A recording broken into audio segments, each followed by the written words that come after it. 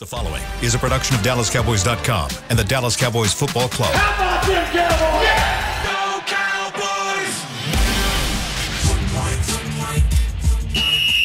Let's go, baby! Are you ready for a break? Yes. Are you ready for a break? Absolutely. Ready for a break?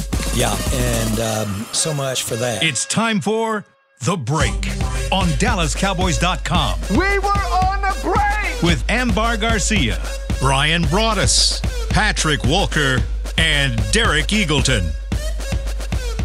It is Wednesday, November 8th, 2023, season 19, episode number 66. Welcome to the latest edition of The Break. We are live from the SWBC Mortgage Studios at the Star, and today we get you ready for Cowboys versus Giants. We take every game seriously here, so we will dive in, and Brian's going to give us his thoughts on this Giant offense, versus the Cowboys defense. We'll get to the Cowboys offense tomorrow. Where I wanted to start today, though, is just kind of looking at the NFC East. I was noticing the schedules, and I think I tweeted about it. I think multiple people have tweeted about it. It's really looking at kind of how this is shaping up, looking at what happened last weekend versus the Eagles. Cowboys get the loss, but there is an opportunity here for the Cowboys if you look at the next 3 to 4 weeks before they run into the Eagles again at AT&T Stadium. Check this out. Cowboys over the next 4 weeks are going to play the Giants, at Carolina, home against Washington, home against Seattle. We know Dallas has played really, really well at home. 3 of the next 4 are at home. 3 of those teams have losing records. Seattle is the only one with a winning record that Dallas will face in the next 4 weeks. Juxtapose that to what Philadelphia will be looking at. They have a bye this week, which they need because they had a lot of guys that got banged up in that last game.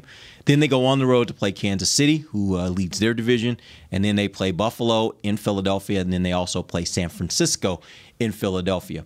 So my question for you guys is, as you're looking at that, what do you think is the likelihood that Dallas handles its business and wins the next 4 games? Who wants to tap in first?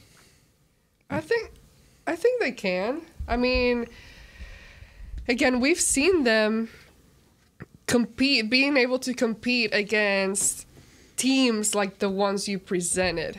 It's now, and I don't want to use the verbiage that upset fans use or the haters use because I'm not in there, but I don't know what else to use.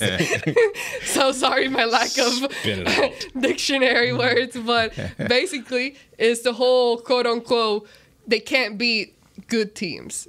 They can only be like the okay teams, but they can't beat teams like 49ers, like the Eagles. So the ones that are like in that range were kind of similar to like, that can happen unless something crazy happens like Arizona. Hopefully they learn their lesson and they don't take that for granted, and there is full-on preparation during the week where they show up and it translates into the game.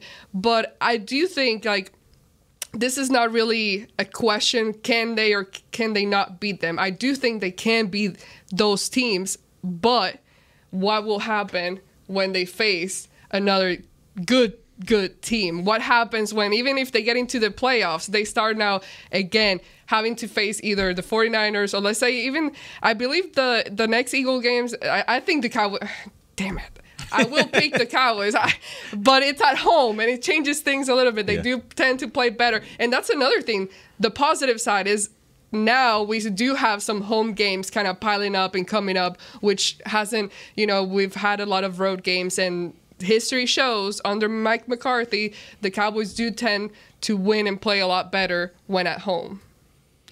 I think it is very possible, even likely, and I say likely with the assumption that they've learned from Arizona, that they've learned to not overlook teams, that they've learned to not, follow all the outside noise about Daniel Jones being done with the torn ACL, and will it be Tommy DeVito or will it be Matt Barkley who is, activated or put up to the active roster today? Don't worry about any of that. Go play the Giants and go play the Carolina Panthers. And, of course, you better play the Commanders, who always play the Cowboys like it's their Super Bowl. Go play those sub-500 teams as if they're, the Eagles, as if they're the 49ers. As long as they do that, and then you flip to the other side and you say, absolutely, being realistic, the Eagles are going through a gauntlet right now. When they come out of their bye week, like you said, Chiefs, That's in Kansas City, and then they play the Buffalo Bills and the 49ers. Who says they don't lose all 3 of those games, or maybe lose 2 of those 3 games? I say all of that to say it's a situation where the stage is set for the rematch as long as the Cowboys handle their business, and they could have very similar, if not entirely similar, records when they meet at AT&T Stadium. To jump off, December is when we meet them. Yeah, December 10th. December 10th. Yeah, so that the rematch is really what's going to tell the story of the NFC East for me. I think Sunday told a lot. But that's not the whole story. The real story gets told on December 10th.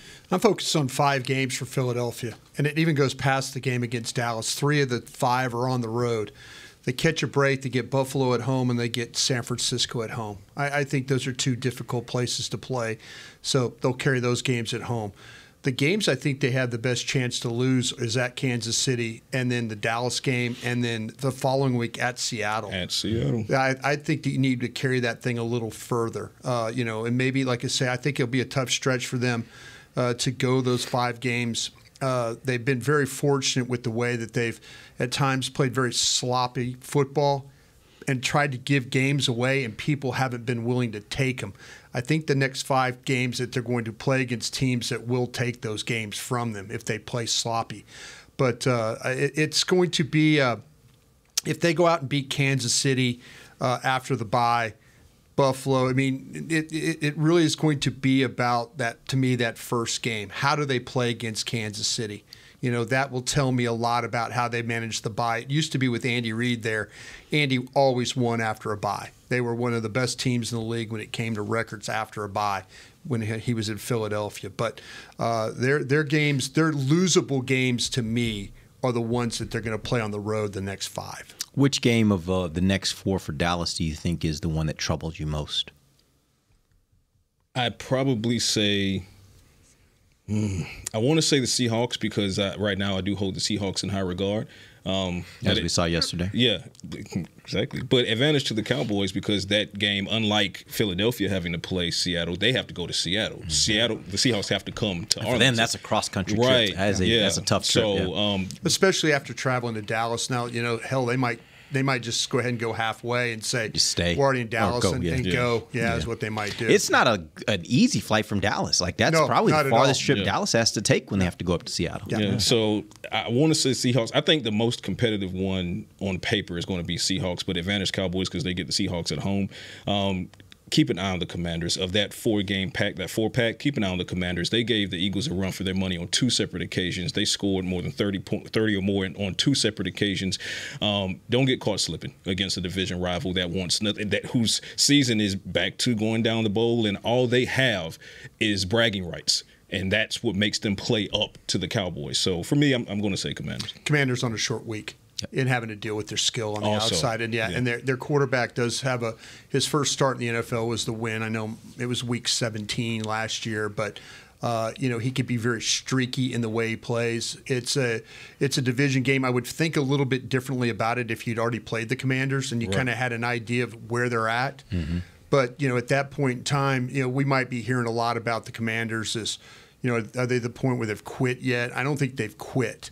But, maybe by the time you get to Thanksgiving, they might have. But there's a lot of skill on that team. There's still the pass rushers on the edges that you're going to have to deal with in that game. And so that one worries me the absolute most.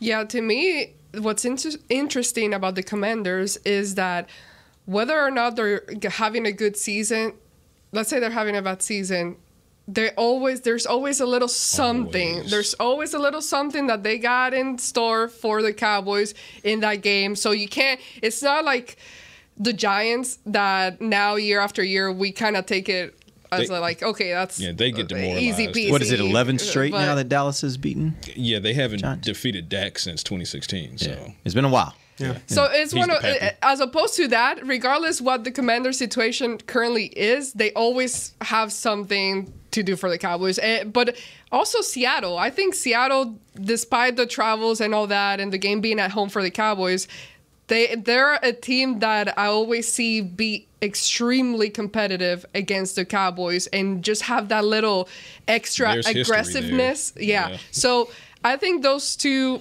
for sure, but I would be leaning more towards Seattle, mainly because of their current state. Yeah, I think for me it's the Commanders. This is not the first time we've seen the Commanders have to come in here on Thanksgiving Day and get a win. Awesome. And that happens. Yeah. And so I believe Colt McCoy, is a quarterback. our Yeah. I mean, I remember the year, was that RG3, I think, Yeah. came in here one year at Thanksgiving Rookie season.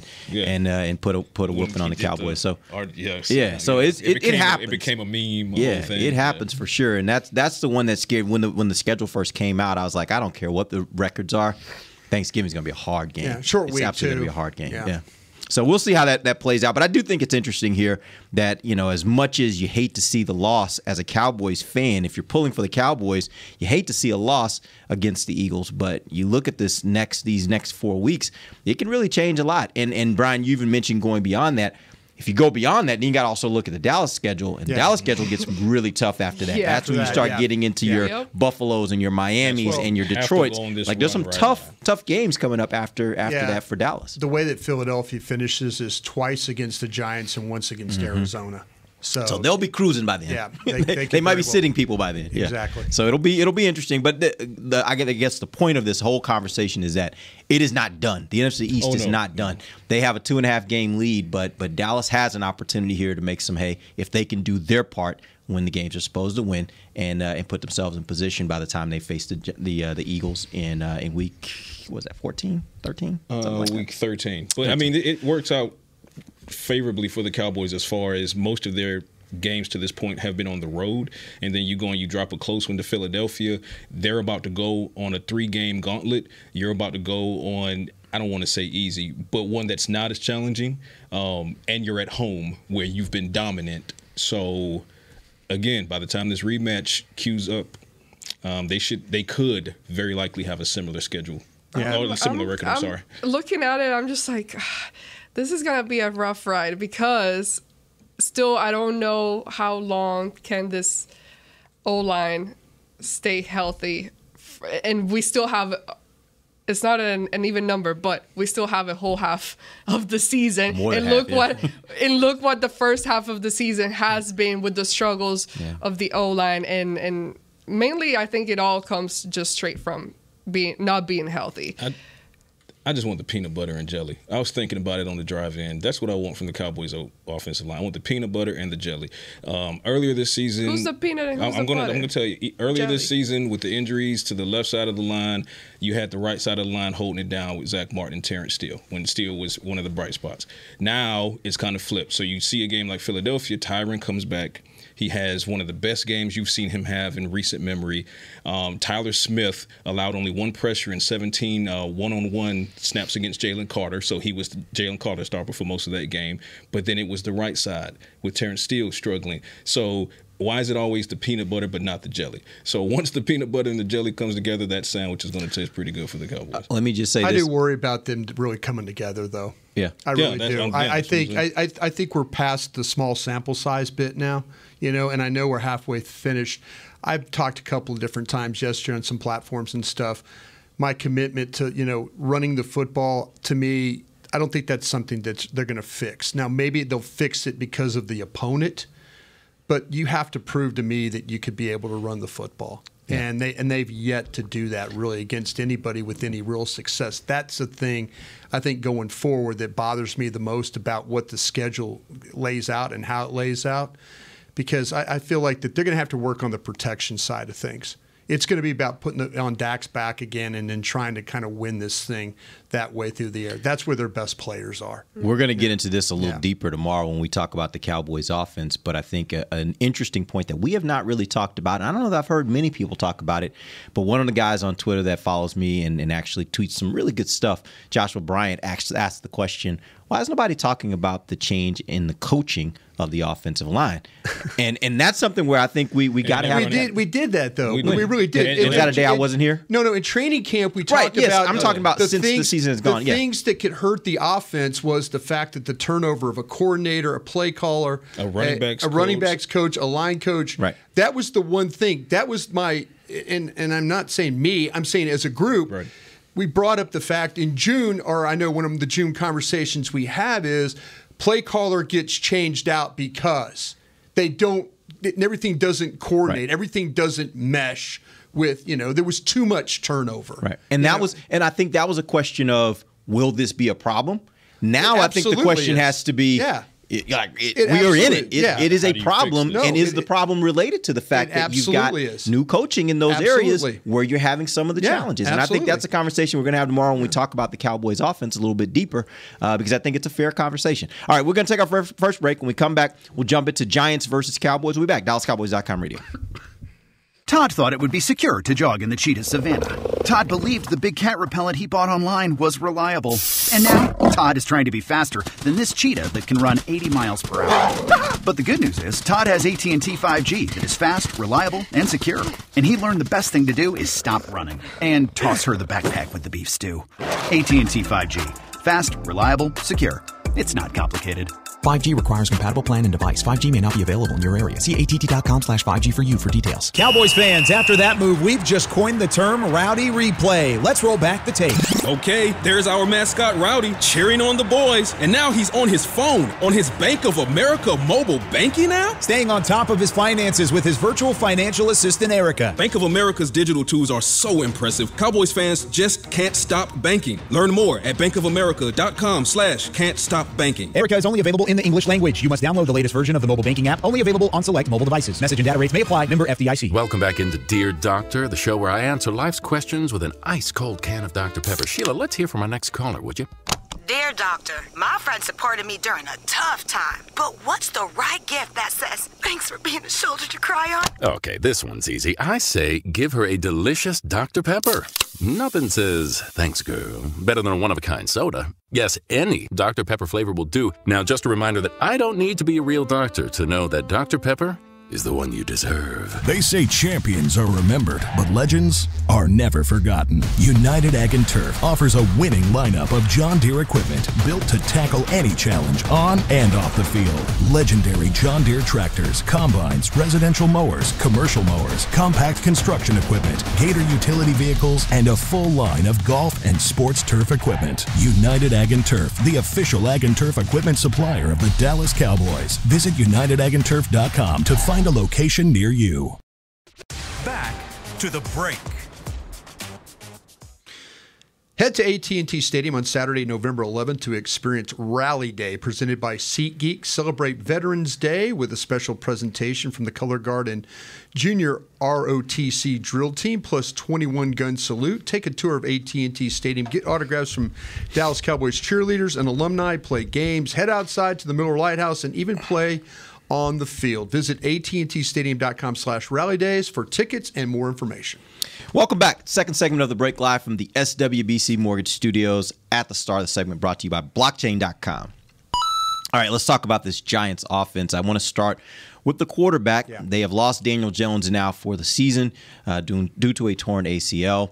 They have Tommy DeVito, who came in relief of him. They also, as of this morning, signed Matt Barkley as a backup quarterback. So those are the two quarterbacks on their roster. I guess first let's start with Tommy DeVito. Brian, give me a scouting report. If you were trying to tell someone, here's what he does well, here's what he doesn't do well, talk to me about Tommy DeVito. He's an older guy. He's 25 years old as a rookie. And, he, because of the COVID situations and stuff, these quarterbacks. You say 29? 25. 25. Okay. Yeah, 25 years old. He's not physically a very big guy. He's like 6'1", right around there. He's finished a couple of games for the Giants this season, the Jets game and then the Raiders game, due to those injuries that we've been talking about. His redeeming traits, I feel like his arm talent is not poor, and he's athletic enough to navigate the pocket. He's one of those guys, when he makes a decision, it's generally, I'm going to go there with the ball, or he's going to say, oh, I don't like this, and he takes off running. So there's those times.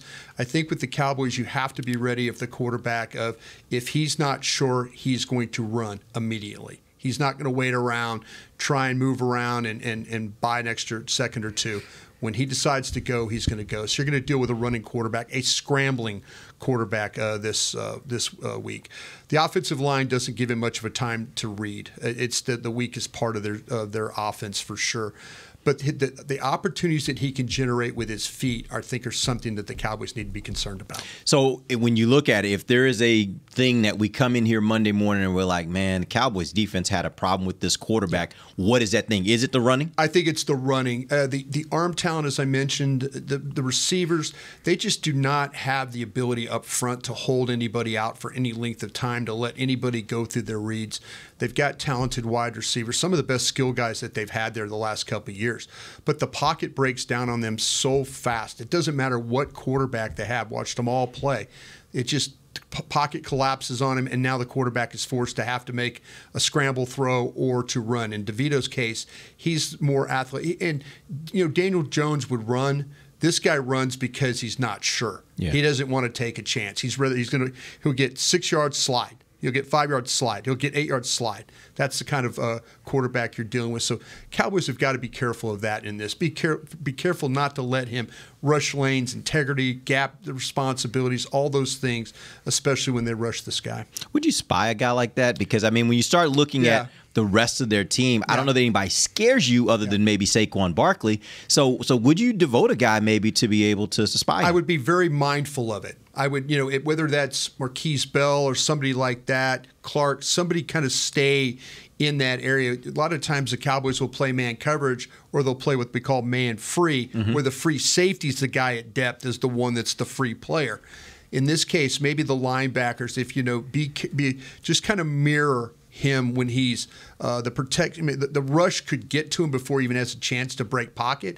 But if he does, you just need a guy right there to make sure that he doesn't get too far down the field. The way you're describing him sounds kind of like a quarterback that, you can manage and handle, but can also surprise you on a given Sunday. Yeah, the surprising aspect of it is I think he's not just a quarterback with that lacks arm strength, arm talent.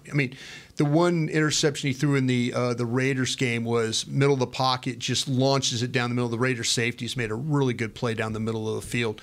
They just couldn't get the ball far enough inside, but he threw it, those at a great distance. The ball comes off his hand pretty well. Mm-hmm. How you're able to cover on the outside, I think will be important in this game. But the running, everything in my mind keeps coming back to his ability to scramble, especially if it gets third down and it's third and say you've got him in 3rd and 8, 3rd and 9, and he takes off running and it's a 10-yard gain, and that's how they keep the sticks moving. And to support Brian's point, as I sit here and look at DeVito's collegiate numbers, and obviously he split time between Syracuse and Illinois. Sophomore for Syracuse, he took off and ran 112 times. Now, he's not the best at getting yards per tote because it was only 1.1 yards per carry. So, that's the sacks included in that stuff. Yeah, exactly. So he'll take off and run, and then his final season, which was with Illinois, he took off and ran 73 times. So he's, to Brian's point, he's not afraid to just panic and run. Yeah. Well, if he doesn't see what he thinks, and that's a lot of times with these young quarterbacks, if they're not sure, they're better off trying to run and get positive yards and then fight for the next play. Yep. So you talked about the offensive line and the problems they're having there. Where are they most vulnerable on the offensive line? Take your pick. Really. I like it. Meeny, miny, mo. The left tackle, Andrew Thomas, is a good player. But the problem, Andrew Thomas, it's kind of fallen into that people have kind of taken a little bit of advantage of him because they get him off balance. The rushers are able to. That's the thing. He's a big, massive guy. Run down the middle of him. He's going to be good to you. He can move a little bit. His lateral slide, things like that, I think are pretty good. But there's some teams that have gotten him off balance, and then when he becomes that off balance player, then people have been able to get around him. But capturing the edge on him is a little bit tougher. Then on the other side, Evan Neal, and I was talking to a guy at the Giants this morning, and they're a mess. And he said, listen, Evan Neal, he hyperextended his ankle in his past game. He's missed games already. It looks like that Tyree Phillips is going to start. Phillips has made some starts for them already when Evan Neal missed 2 games. The Cowboys really took advantage of Evan Neal in that first game that they played. So, and that's their best one. Thomas is the best one. Neal, I think, is another massive guy, but he's slow-footed. And that's where I think that the problems have been. But they're confident that Tyree Phillips can come in. He's played a couple of times. They're saying the way that Neal's been playing, it's not a huge drop-off. So that says a lot right there. So, but Neal is watching him play. rushers have consistently found a way to break him down. Now, when you look at Phillips' play, he has trouble with those kind of quick, fast, twitchy guys that kind of have a little bit of movement to their game. So, but he hasn't been as much of a liability as when you watch Evan Neal play. Beyond Saquon, I'm good. No, I was just going to say the bottom line is, when you look at the matchups, offensive line versus defensive line for the Cowboys, that should be lunch for this Cowboys defensive line across the board in all 5 spots. It's a worse offensive line in New York that they're about to face here in Arlington than the one that they racked up 36 quarterback pressures in week 1 against, 7 sacks. So if you did that against their starters in week 1, and now you're dealing with, Evan Neal with the hyperextension and stuff like that, like Brian said, take your pick. I mean, eeny, meeny, miny, mo. Yeah, they've tried to address it. They've used first-round selections on tackles. They used the second-round selection on John Michael Smits. John Michael Smits at the center is going to be a good player. The problem is he's just, it's a little bit like watching Biotish play. That sometimes that he could be really, really good, and then other times guys get the edge on him and he can't get over, and he's not strong enough to hold up power-wise. And then they have Justin Pugh, who they got off the couch to come play guard or tackle for him, and he's done. And then the other guard, Betterson, is he's not he's a guy they traded for, and he's okay. So they've really this has been the reason why they've really had problems scoring and even moving the ball and keeping their quarterbacks upright and it has to be super frustrating because they've tried to invest in it, they just haven't invested the right guys. I think we all can agree Saquon Barkley is the one player on that offense that you worry the most about just because of his raw ability. Yeah. But if you had to pinpoint one other person or 2 other people that are skilled players, who are the ones that we could be talking about on Monday morning that made a difference? I would worry about Wan'Dale Robinson. He didn't play the first time that these 2 teams met, and he is a smaller, kind of a slot player, but he's sure-handed. He has quickness. He has a feel for how to get open. He's good run after catch. I haven't figured out yet why they haven't got I should say I see why they haven't got the ball to Jalen Hyatt, the rookie from Tennessee, who is a vertical player, a downfield player. Man, I thought he was going to be a real steal, and maybe one day he will be a steal for the Giants.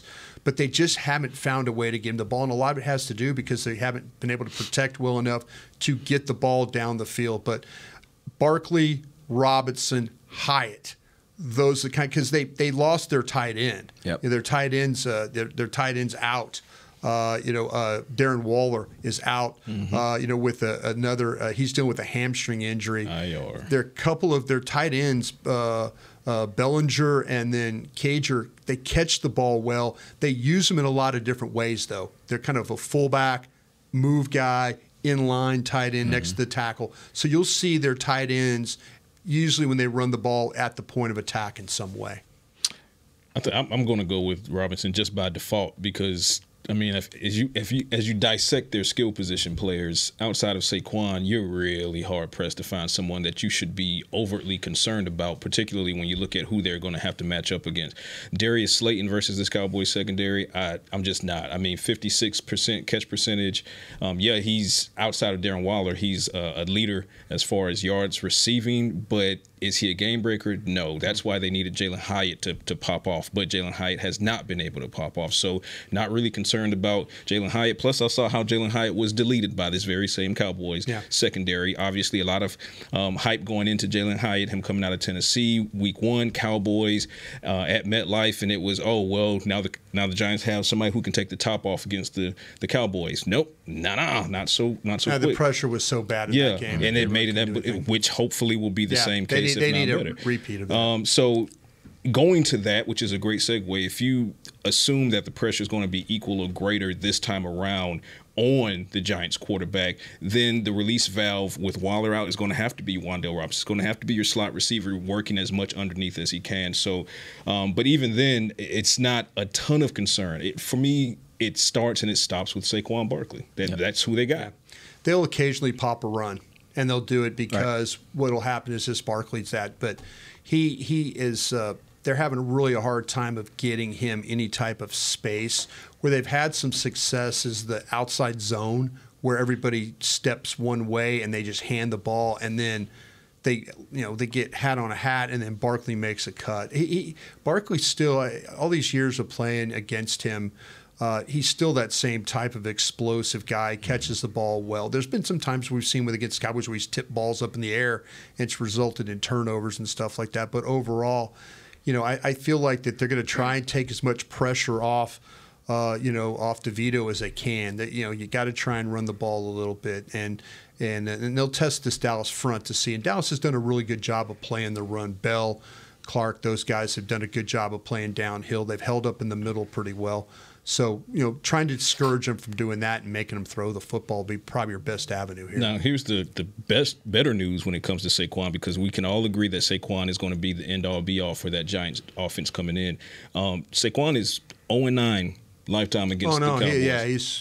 And particularly in the Dan Quinn era, he's really struggled to get going in the Dan Quinn era. So it just does not bode well for the Giants, which means, that bodes well for the Cowboys, and I'll take that all day long. Yeah, I think McCarthy and the coaches should print out a bunch of pictures of screenshots of the game against Arizona, the worst plays, and put it all over the building, all over the facility. Because even I, sitting here listening to you guys, and no disrespect at all, but I'm finding a hard time caring about, obviously you care about the game, but finding a hard time not dismissing what they currently have right now and all the struggles that they're dealing with offensively. So I can understand or see where someone on that side of the building could maybe potentially jump on that drift and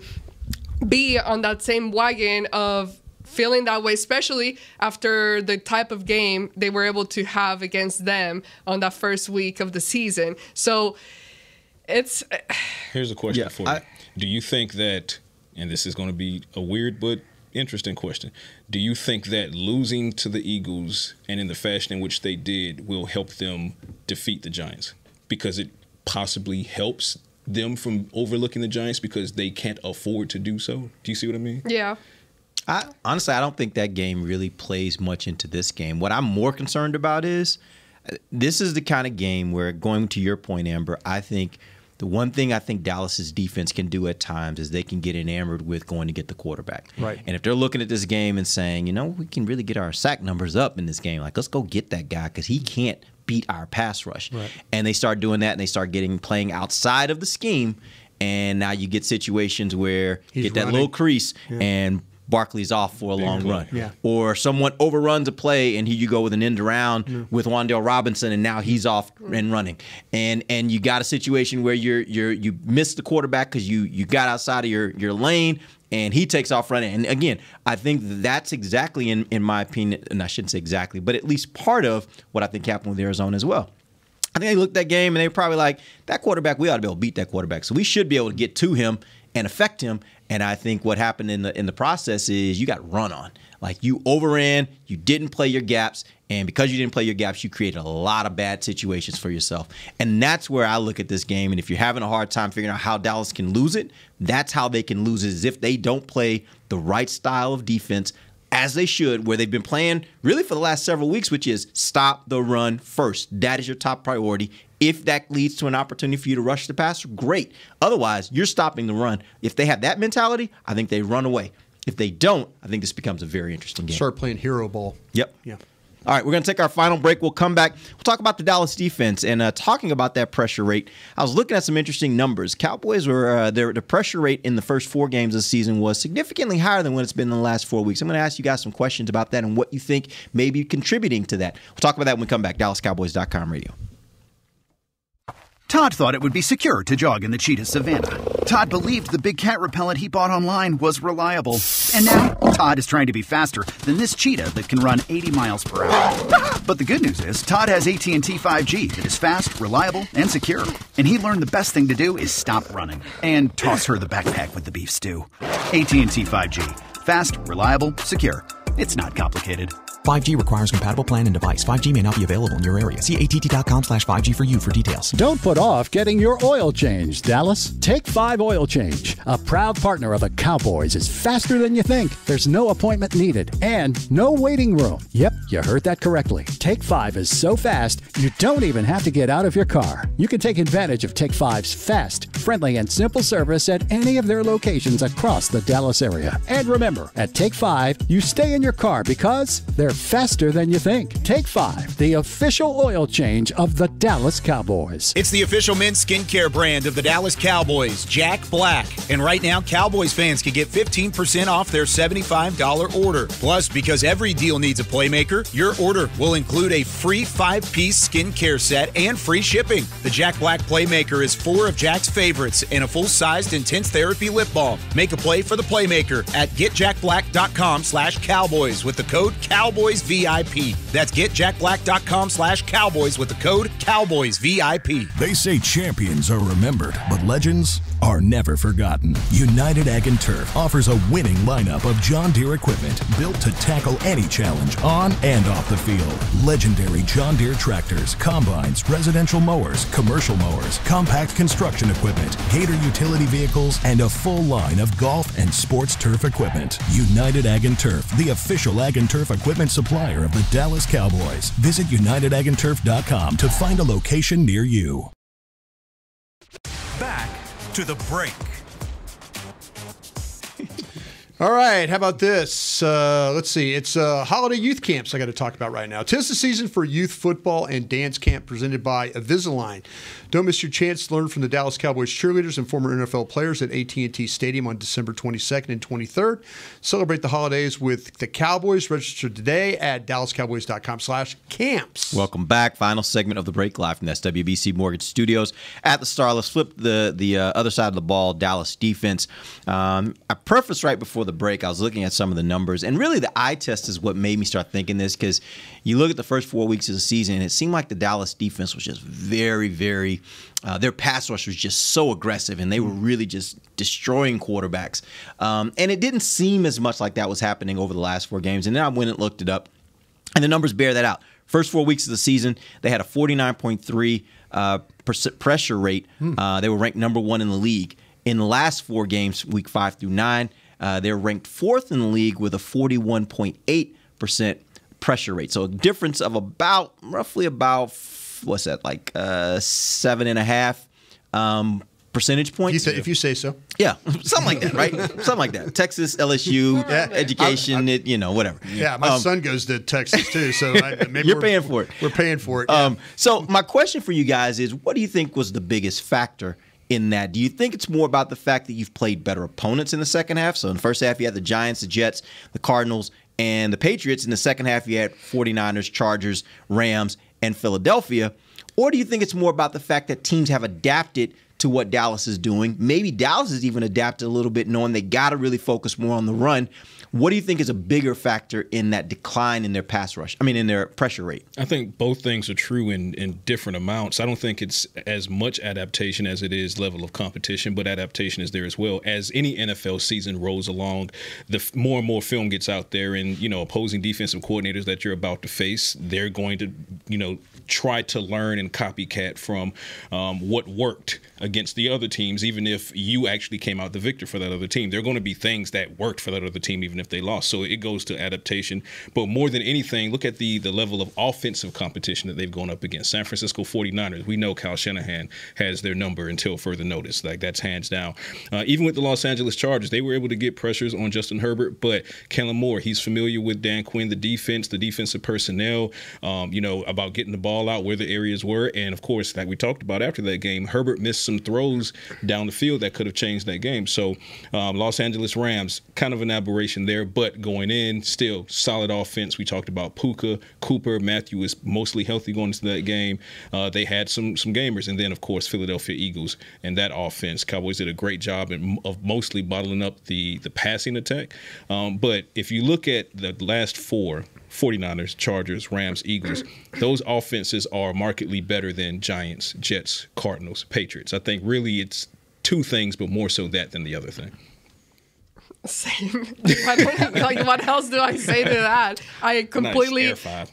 Pow. I completely agree. I mean, the nature is, you watch film week after week and study your opponent and all that. So, but I do agree for sure also about the opponents just being at a higher level than what you initially faced at the first 4 weeks of the season.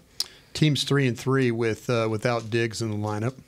When did Leighton Vander Esch get hurt? I think all of a sudden you're in a situation now where it's wait, hold on. What week was that when he? Leighton? When did Leighton get hurt? San Francisco. San Francisco. Yeah, he's coming up. There you go. Being he's not going to be. His window's not going to get started yet. He needs a few more weeks. But I think even if they're ready to bring him back at that point, like I think there's a lot of clouds.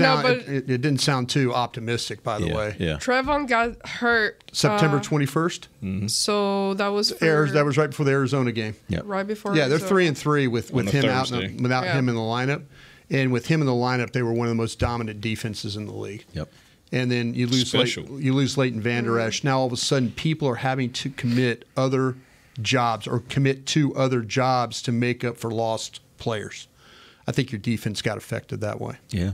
I think I don't know if everybody really thinks about how much the loss of Trayvon Diggs, because you look at it and you're like, man, you got Bland playing really well, but it's a trickle down effect, right? You would have had Bland and Diggs on the field, and now you don't. There's a big effect there. And with the loss of LVE, then we're talking about what's Micah's splits as far as DE versus linebacker, as far as fully committing him to DE as you were pre-LVE loss, and now you have to kind of move him around to kind of salve that wound.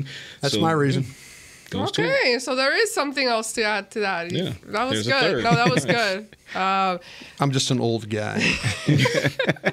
There's no personnel guy over there. He's gonna be like, man, I really wish I had this player and this player and didn't have this player. But it's amazing. No, it's amazing to see what this defense has become over the years. Because going back to Sean Lee era. Yeah, couldn't win a game without him. You could not, it would come to crumbles if he wasn't on the field. So to think that not just one, but two of key players in your defense are out of the game, out of the field, and you're still being able to play at a pretty good level to compete and kind of hold your opposing offense or hold them down for you to do at least something. I mean, the Cowboys offense hasn't done their part at times. I'll take my chances playing with Diggs, Bland, and Gilmore in the secondary, and I think I could get pass rush home.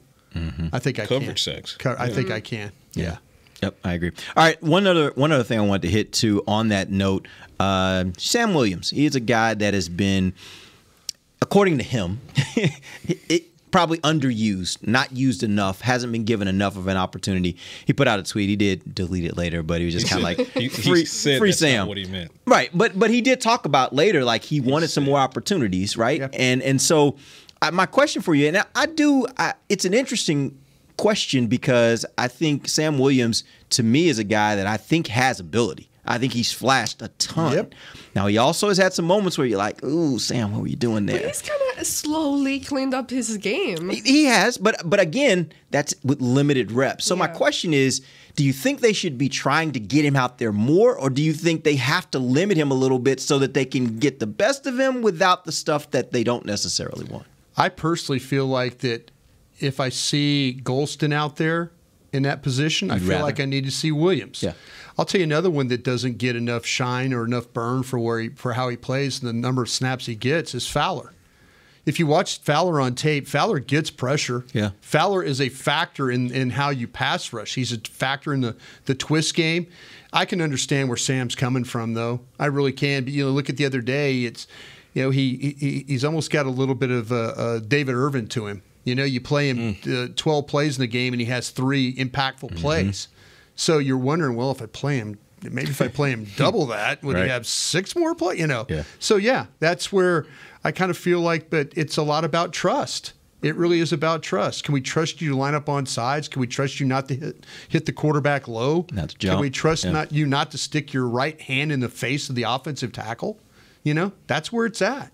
When you want to put him on the field on 3rd down, a great chance you're going to get off the field. There's also a chance he's going to commit a penalty to keep the drive going. Mm-hmm. But, man, he's a hell of a player. He really, really is. It just, there's times where you're standing at the craps table with your dice in the hand, and you're just rolling them out there and seeing what happens. Well, it didn't stop you. Oh my God, how did I forget his name already? The corner. He's no longer here. Oh, Diggs. No, the one that had issues. Cheeto? Oh, wait. Off the field. The Boss Man Fat. Oh, Yeah. Boss Man Fat. Oh, Kelvin. You know the vibe. Kelvin Joseph. Kelvin Joseph. Do you no longer know the vibe? I forget. I delete and forget. No, but my point is, and they kind of were forced to because there was nobody else. Thanks. But even like on special teams, like he kept getting. I mean, it didn't stop you from having. No, he makes incredible and you were forced. plays. Okay, Yeah. you were forced, but at the same time, we've seen it happen where, and I think, how can you improve more or get better if you don't keep getting chances? I agree. I mean, I'd love to see kind him of like play. not hiring a person because they don't have experience, but hiring them would give them the experience kind of thing. Right, you got to start somewhere. Right. I labeled preseason. I labeled Sam as one of two guys, Damone being the other, that would take a massive year 2 leap, and he's not taken it quite yet, but he's flashed, and you see it most recently against the Philadelphia Eagles. But it's not his fault that he's not taking. I guess that's the point, right? That's where I was going with that, because Coach's trust. in a game like the Philadelphia Eagles, he gets off immediately. Yeah. Sack, fumble, didn't fall in the Cowboys' favor, but Sam, and he was eating, and then after a few reps, he kind of disappeared because the Cowboys pulled back on him. So that more is on the coaching staff saying, hey,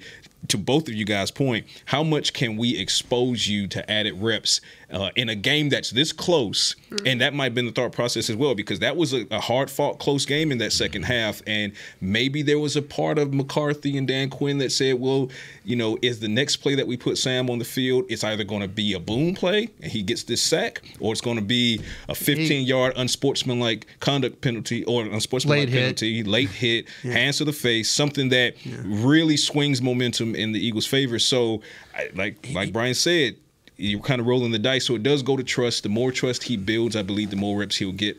But there's also the good problem that the Cowboys have of Dante Fowler is still effective. Yeah, Armstrong is still effective. He's one of your best run stoppers on top of getting pressure. Tank is still Tank.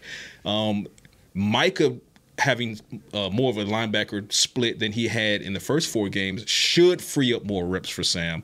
But again, it all goes to how much can Dan Quinn trust that Sam is going to continue his upward trajectory with the boom and the downward trajectory with the bust. All right. Well, that's a wrap. We will be back tomorrow. We'll jump into the Cowboys offense versus the Giants defense. That will be a little more of an interesting matchup. Well, I don't know, But again, they did lose. They did lose one of their best defensive players by a trade. So we'll see how that is affected. And we'll talk about that tomorrow. Till then, for Patrick Walker, Brian Broaddus, Amber Garcia, I'm Derek Eagleton. This has been The Break, live on DallasCowboys.com radio. This has been a production of DallasCowboys.com and the Dallas Cowboys Football Club. How about this, Cowboys? Yeah!